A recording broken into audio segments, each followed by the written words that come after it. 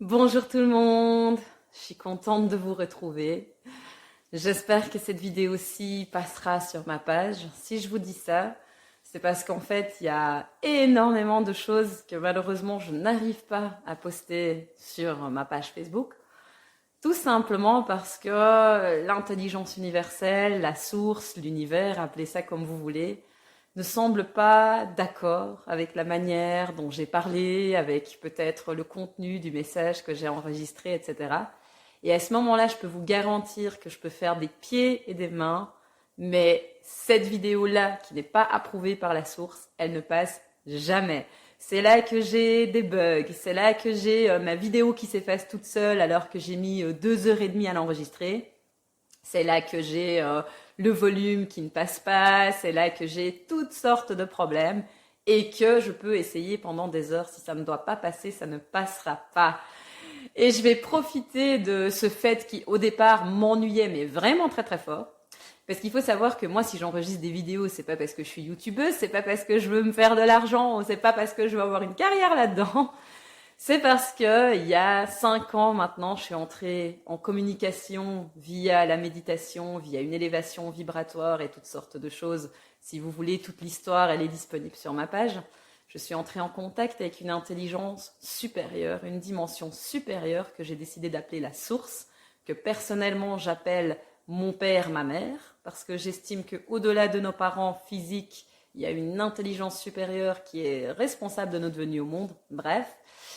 Et cette intelligence a commencé à m'enseigner des choses il y a 5 ans. Elle m'a enseigné notamment tout ce que j'avais à savoir sur la physique quantique, sur le fonctionnement de l'univers, sur la dimension supérieure, sur la dimension terrestre, sur l'âme, sur les incarnations, sur le karma, sur toutes des choses que je ne connaissais ni d'Adam ni d'Ève.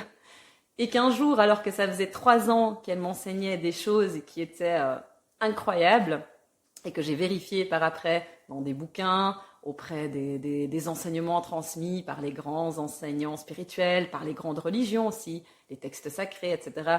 Et que j'ai bien vu que c'était tout à fait en accord avec ce que je recevais comme message, comme enseignement. Eh bien, la source s'est exprimée en me disant qu'il était temps pour moi de transmettre les enseignements que j'ai reçus, ces messages au monde, et que le moment, c'était maintenant. Vous imaginez ma tête, j'étais là, donc déjà, je connaissais rien à tout ça, j'étais même pas croyante.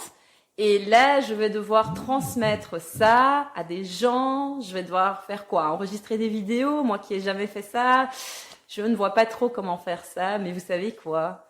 Quand votre âme vous appelle, quand votre cœur vous appelle, quand votre destin vous appelle, appelez ça comme vous voulez, vous n'avez pas d'autre choix que de suivre et de vous lancer et de faire ce que vous avez à faire. Et peu importe si vous n'avez aucun diplôme pour ça, si vous n'avez jamais d'expérience, il faut savoir que la source m'a aussi dit, lève-toi et quitte ton travail. Alors j'étais là, attends, quitter mon travail, d'accord, mais j'ai pas d'autre diplôme, j'ai aucune autre qualification, qu'est-ce que je vais devenir? Elle m'a juste dit, ne t'inquiète pas, ta place est ailleurs. Je le vois, même si toi tu l'ignores et que tu es incapable de le voir. Et je me suis levée, j'ai quitté mon travail du jour au lendemain. Alors vous vous imaginez, ce genre d'initiative, c'est pas facile. C'est pas facile. D'ailleurs, le travail des youtubeurs, c'est pas facile. Je peux vous garantir qu'enregistrer des vidéos qui valent quelque chose, où votre tête est correcte, où vous vous exprimez correctement, que c'est intelligible, etc., c'est super difficile et ça nécessite des heures et des heures de travail. Donc, beaucoup de respect pour ceux qui le font au quotidien.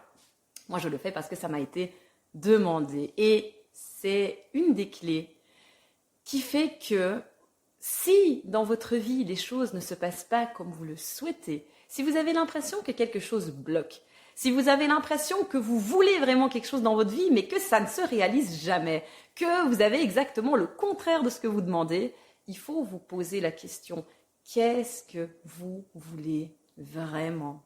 Que vous dit votre cœur?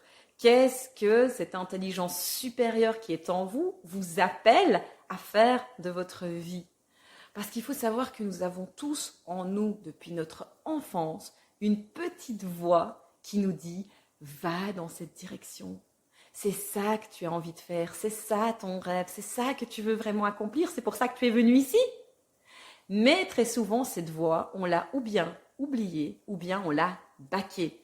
parce que nos parents nous ont appris à penser autrement, parce que notre environnement nous a influencés à agir autrement, parce que la société nous a conditionnés comme des petits moutons à tourner en rond dans un petit enclos sociétal. Et donc, bah oui, il fallait un diplôme, il fallait un travail stable. Alors, pour faire plaisir à papa et maman, on s'est engagé dans cette voie, alors que c'est pas du tout la voie de notre cœur, c'est pas la voie de notre âme, c'est peut-être pas du tout ce que Dieu ou la vie ou l'univers souhaite que l'on fasse de notre vie. Et ça, on le ressent et on le voit autour de nous. Et je peux vous garantir que si notre vie est remplie d'échecs, que ce soit au niveau sentimental, au niveau financier, au niveau professionnel, à tous les niveaux, même au niveau de notre santé, c'est que quelque chose de ce qu'on fait au quotidien, de la manière dont on parle, la manière dont on pense, la manière dont on ressent, la manière dont on agit, n'est pas en accord avec cette petite voix au fond de notre cœur. Et là, c'est le moment de faire des changements dans notre vie. Alors posez-vous la question, qu'est-ce que vous voulez vraiment dans votre vie ? C'est quoi ce rêve d'enfant que vous avez mis de côté depuis 10 ans, 20 ans, 40 ans ? Reprenez ça, remettez-le sur le tapis et peu importe les sacrifices que vous devez faire pour ça, il est grand temps de les faire. Parce que si vous voulez que quelque chose de merveilleux, que des miracles apparaissent dans votre vie, il y a un prix à payer pour ça. Tout a un prix. Et le premier prix, c'est la source qui me l'a enseigné, c'est la foi. Une foi inébranlable. Si vous ne croyez pas que ce rêve est possible et réalisable, comment voulez-vous que ça se réalise pour vous ? Vous allez vous saboter vous-même. Vous allez faire semblant d'essayer et puis vous allez tout mettre en place à cause de votre manque de foi pour que ça ne réussisse jamais. Et après, vous vous direz « Ah, mais moi j'ai tout essayé, ça fonctionne pas. » Donc, vous vous rassurez en vous disant « Ah oui, ce rêve-là, c'était inaccessible, c'était impossible, c'était pas pour moi. » Et vous resterez avec un malaise au fond de votre cœur qui, juste avant de mourir, je peux vous le garantir, pour avoir accompagné déjà plusieurs personnes jusqu'à leur dernier souffle dans ce corps physique, à votre mort, ce regret-là va très très fortement se réveiller. Et là, malheureusement, bien souvent, il est trop tard. Donc n'attendez pas ce moment que pour vivre avec des regrets. Prenez vos responsabilités, faites face à ce que vous voulez vraiment. Et si ce que vous avez dans votre vie actuellement à tous les niveaux n'est pas en accord avec ce que votre cœur, votre âme veut vraiment, sincèrement, quittez toute situation et tout attachement qui vous empêche d'aller vers la réalisation de ce rêve, de ce destin qui est meilleur pour vous. Et si pour ça, il faut abandonner une famille, même avec des enfants, parce qu'au sein de cette famille, vous vous sentez malheureux ou malheureuse, que vous sentez que dans ce couple, vous n'êtes plus épanoui, que vous êtes appelé ailleurs, eh bien malheureusement, le prix à payer sera l'abandon de cette situation. Qu'il s'agisse d'un couple, qu'il s'agisse d'un boulot stable, même qui paye très très bien, qu'il s'agisse d'une maison, d'un pays qu'il faut laisser derrière soi, parce qu'on est appelé par notre cœur, par notre âme, ailleurs, parce que c'est ailleurs que se trouve cette version de notre vie où nous serons épanouis, où nous ferons ce que nous avons réellement envie de faire et ce que nous sommes réellement venus accomplir sur cette terre, et qu'on trouve le sens de notre vie, cette étincelle qui nous fait vibrer et qui nous fait nous lever le matin, non plus en tirant la tête et en retardant le réveil 5 minutes après 5 minutes, mais en se levant avec enthousiasme parce qu'on sait que ce qu'on fait est réellement important et fait sens pour nous, personnellement. Et ce qui fait sens pour nous n'est pas ce qui fait sens pour quelqu'un d'autre parce qu'on n'est pas tous venus accomplir la même chose et certainement pas de la même manière. Sinon, nous n'aurions pas développé des capacités différentes, dans des corps différents, etc., etc. Et dites-vous bien que quand je suis entrée en contact avec cette intelligence supérieure, que certains nomment Dieu, d'autres la source, d'autres l'intelligence universelle, d'autres peu importe, la première question que je lui ai posée, c'est ce que tout le monde se pose quand il est confronté à une forme ou autre de spiritualité, c'est si Dieu existe, si tu existes, si tu es cette intelligence universelle qui est aimante, qui est pleine de compassion et qui est fondamentalement bonne, comment c'est possible qu'il y a tant de gens qui galèrent dans leur vie? Comment ça se fait que moi-même j'ai eu une enfance super malheureuse, que j'ai été traumatisée, que j'ai eu une adolescence abominable et plein de galères qui me sont arrivées dans la vie? Si tu es tellement si bon, etc., comment c'est possible? Ce n'est pas normal. Et que m'a répondu la source? Elle m'a offert une histoire métaphorique, un peu comme à son habitude, qui éclaire vraiment tout ceci. Elle m'a dit, écoute, imagine que un pays qui a sombré dans le chaos, si tu veux, est gouverné par un roi ou par une reine. Ce roi ou cette reine est excessivement aimant ou aimante et très généreux ou généreuse. Et donc ce roi n'a qu'une envie, c'est d'offrir tous ses trésors, parce qu'il en a à l'infini, à tous ceux qui en ont besoin. Et donc, il va auprès de tous les habitants de son pays et leur offre des lingots d'or, autant d'or que leur maison peut contenir, que leur main peut contenir. Mais le problème, c'est que ces mains sont déjà occupées. Parce que la plupart des habitants de ce pays s'accrochent à une lourde pierre, très lourde pierre, qu'ils tiennent dans leurs mains depuis peut-être même leur naissance. Et cette pierre, cette lourde pierre, les alourdit. Cette pierre ne leur donne pas la possibilité de se servir de leurs mains pour construire quelque chose de positif dans leur vie. Et ces gens s'accrochent à cette lourde pierre. Pourquoi ? Mais parce que c'est une pierre très importante. Elle a été héritée de leurs parents, qui l'ont héritée des grands-parents, des arrière-grands-parents, de génération en génération. C'est la pierre de leur famille. Ils y tiennent, ça fait partie de leur identité. C'est quelqu'un de très cher qui leur a offert cette pierre et donc c'est impossible pour eux de la lâcher, de s'en séparer. Ils en ont même fait leur identité, ils pensent que ça fait partie d'eux, ça fait partie de leur histoire. Cette pierre a été transmise parce qu'elle contient l'histoire de toute leur lignée, de toute leur famille. Et donc quand ce roi aimant arrive en proposant ses lingots d'or et ses trésors, que font ces personnes ? Elles refusent de lâcher cette lourde pierre qu'ils ont en main et donc elles n'ont aucun espèce dans leurs mains que pour accueillir ces lingots d'or. Et donc, qu'est-ce qu'elles font, consciemment ou inconsciemment ? Elles refusent l'offrande de ce roi, elles refusent le trésor.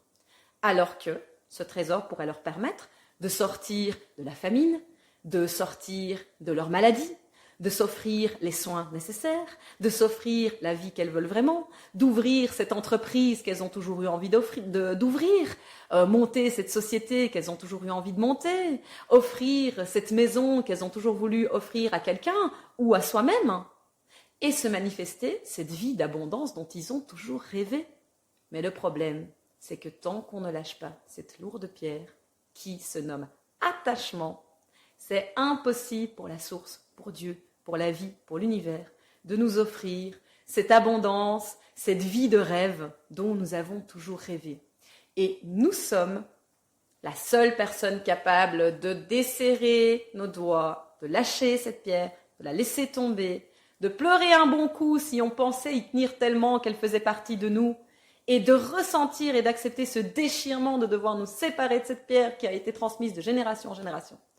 Mais ensuite, d'ouvrir nos mains et de dire « Maintenant mes mains sont libres, maintenant j'accepte ces lingots d'or que tu as à m'offrir et je vais en faire ce que j'ai toujours voulu faire dans ma vie. » Et ça, personne d'autre n'est responsable que nous-mêmes, ce sont nos mains. Personne, de par la loi du libre arbitre ici sur cette terre, ne peut accepter de recevoir les bénédictions que la vie a à nous offrir, à part nous-mêmes. Et malheureusement, ça, c'est le prix à payer si on veut débloquer des choses positives et nouvelles dans notre vie, des choses incroyables, des miracles, comme mon auto-guérison. Moi, j'étais malade, j'avais une maladie déclarée incurable qui était très sévère, et j'ai guéri.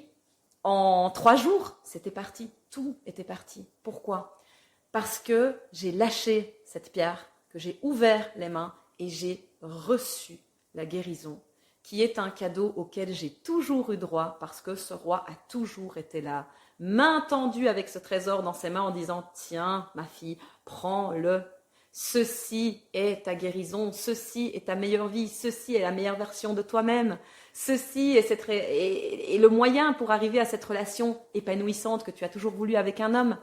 Pourquoi refuses-tu de lâcher cette pierre ? Et au moment où vous lâchez cet attachement, qui peut être un traumatisme de votre passé, un souvenir douloureux, votre histoire personnelle et celle de votre famille, une injustice que vous pensez avoir subie et pour laquelle vous voulez que justice soit faite ou que vengeance soit faite, ça peut être un travail auquel vous vous accrochez parce que le salaire est bon alors que ce travail vous ne l'aimez pas, vous n'y êtes pas épanoui. Ça peut être une relation à laquelle vous vous accrochez alors que vous n'y êtes pas épanoui, vous n'y êtes pas heureux ou heureuse et vous n'êtes pas capable de développer votre plein potentiel d'amour et de positivité dans cette relation parce que cette relation avec cette personne ne vous l'autorise pas et il faudrait laisser tomber cette relation pour aller vers quelque chose de 1000 fois mieux. Mais vous n'osez pas parce que vous y êtes attaché. Peu importe ce que c'est, cette pensée, cette façon de penser, de voir le monde, ces émotions négatives auxquelles vous êtes inconsciemment habitué et attaché, ce souvenir auquel vous tenez tant et que vous refusez de laisser tomber, ou cette situation matérielle, physique qui est autour de vous et auquel vous êtes tellement attaché que vous avez peur d'abandonner. Aujourd'hui, je vous invite, si vous voulez une meilleure vie pour vous, mais aussi pour vos enfants, pour les générations à venir, qui n'aient pas à subir cette même pierre, qui n'en hérite pas de vos mains, que vous ne transmettiez pas ça aux générations futures, et que vous puissiez être libre et créer une vie meilleure pour vous, mais aussi pour tous ceux qui entreront en contact avec vous et à qui vous aurez du coup beaucoup mieux à offrir que ce que vous avez à offrir aujourd'hui. Je vous invite à vous débarrasser de ces attachements. Peu importe ce que c'est.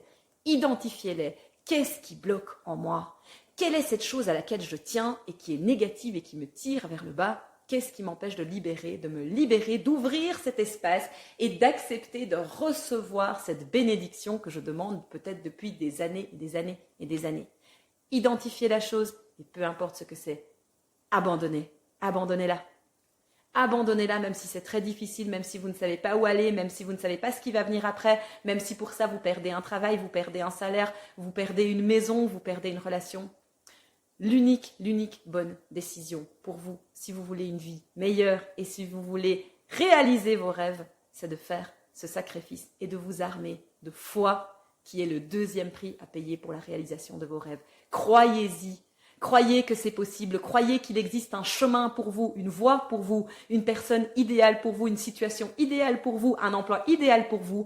Croyez-y dur comme fer, même quand personne de votre entourage n'y croit, même quand vous-même vous ne voyez pas trop parce que ça tarde un petit peu à arriver cette manifestation.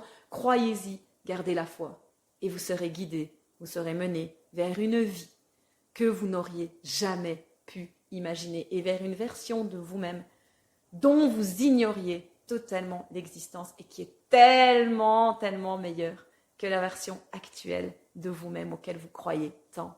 Merci beaucoup de m'avoir écouté. J'espère que cette vidéo sera validée par la source, par la vie, par l'univers et qu'elle passera. Et je vous dis à très bientôt.